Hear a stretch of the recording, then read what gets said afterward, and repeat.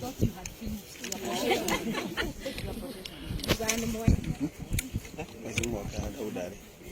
We want to say as a party that we support Raila Odinga's bid for the AU chairmanship.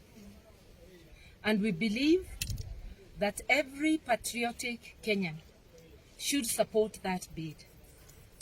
His win is a win for Kenya. When a Kenyan seeks a position out there, then it becomes our duty as citizens to support such candidature because it is a win for us. And we promise to continue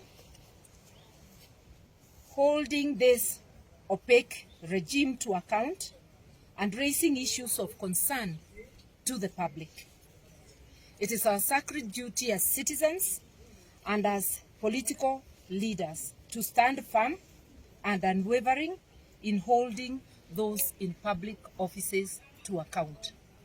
Let nobody think that because Right Honorable Raila Odinga, the leader of Azimio, is seeking a post out there, that there will be any weakness or any failure in the duty of holding those in authority to account.